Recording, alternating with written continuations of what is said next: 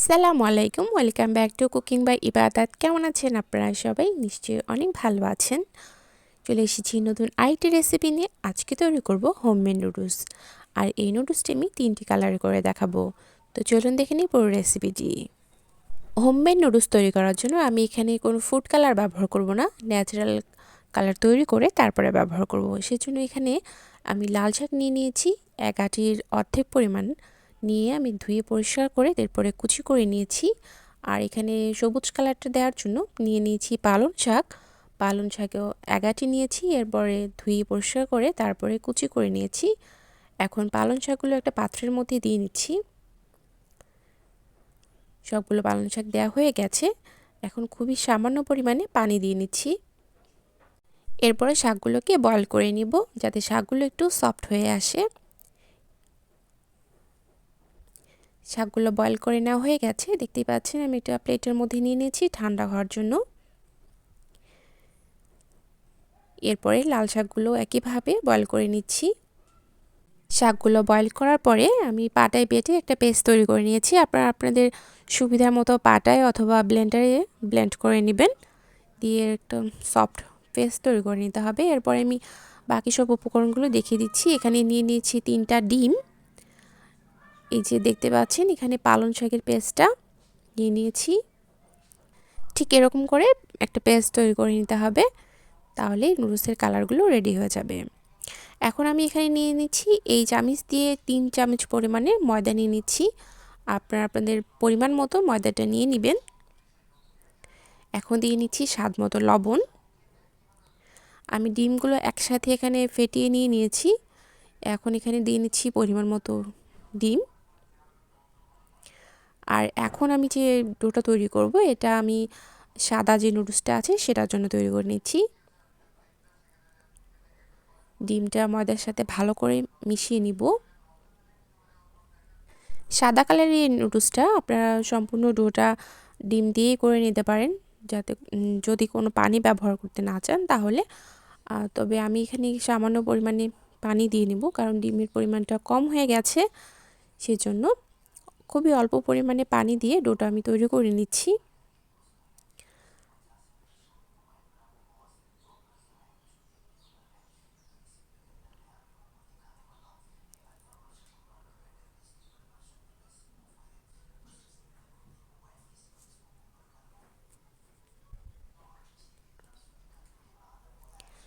এরপরে ডোটাকে বেশ ভালো মতো মথে নিয়ে তৈরি করে নিতে হবে।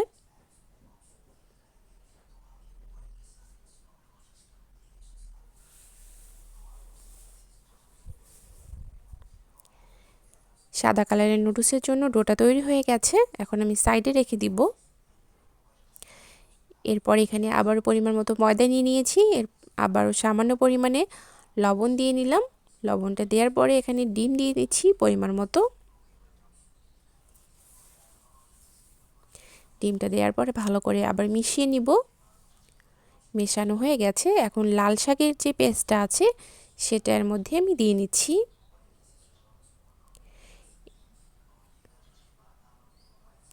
লাল শাকের পেস্টটা দেওয়ার পরে আমি মেখে নিচ্ছি। একবারে বেশি পরিমাণে না দিয়ে অল্প করে দিয়ে নিচ্ছি, কারণ পেস্টটা অনেক ঘন। একবারে বেশি পরিমাণে দিয়ে দিলে বেশি হয়ে যাবে, তখন ডোটা পারফেক্ট হবে না। এই জন্য একবারে না দিয়ে অল্প করে এরপরে ভালো করে মথে নিয়ে ডোটা তৈরি করে নিব। দেখতে পাচ্ছেন ডোটা তৈরি হয়ে গেছে। এটাও সাইডে রেখে দিয়ে আবার পরিমাণ মতো ময়দা নিয়ে নিয়েছি, দিয়ে নিচ্ছি সামান্য পরিমাণের লবণ। এরপরে বাকি ডিমের যে অংশটা আছে সেটা এখানে দিয়ে নিচ্ছি। ডিমটা দেওয়ার পরে ভালো করে মিশিয়ে নিব। এরপর পালং শাকের যে পেস্টটা আছে সেটার মধ্যে দিয়ে নিচ্ছি। সেমভাবে এই ডোটাও তৈরি করে নিব।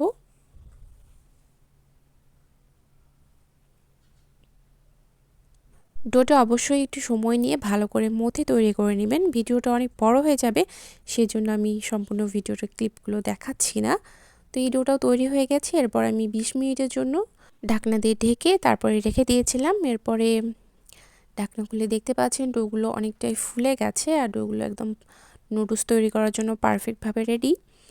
এরপরে এর মধ্যে থেকে আমি সাদা যে কালারের নুডলসটা তৈরি করব সেটা নিয়ে নিলাম। এরপরে আরও 2 মিনিটের জন্য বেশ ভালো করে মথে নিলাম, যাতে ডোটা আরেকটু সফট হয়ে আসে।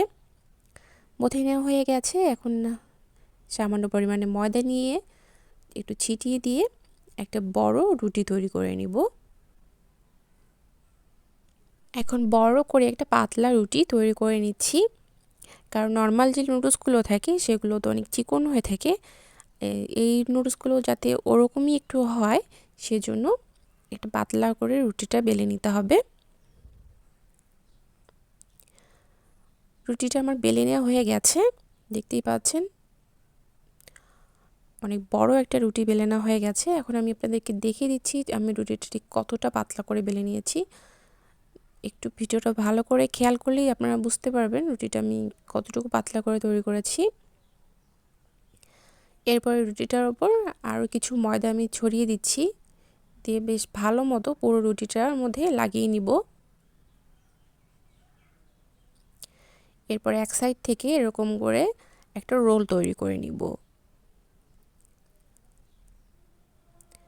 আর এই রোলটা তৈরি করার সময় কিন্তু চাপ দিয়ে করা যাবে না, নাহলে নুডলসগুলো কিন্তু যখন খুলবো তখন খুলে আসবে না,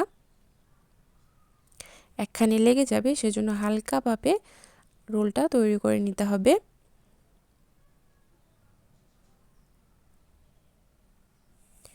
পুরো রোলটা তৈরি হয়ে গেছে, দেখতেই পাচ্ছেন।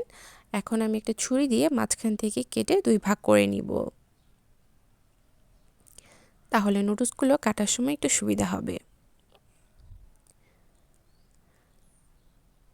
একটা কাটা হয়ে গেছে, আমি এখন একটার মধ্যে থেকে নুডলসগুলো তৈরি করে নিব। আমি নুডলসগুলো একটু মোটা রেখে তৈরি করে নিচ্ছি, যাতে দেখতে সুন্দর লাগে। আর কাটার সময় ছুরিটার মধ্যে চাপ দিয়ে কিন্তু কাটা যাবে না, আলতো হাতে কেটে নিতে হবে।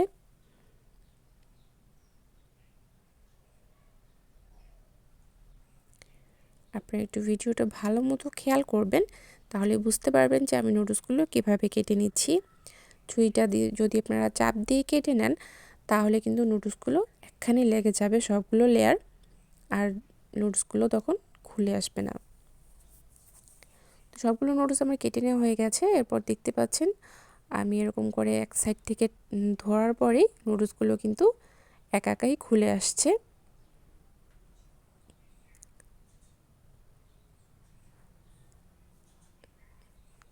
ঠিক এভাবে সবগুলো নুডলস আমি তৈরি করে নিয়েছি।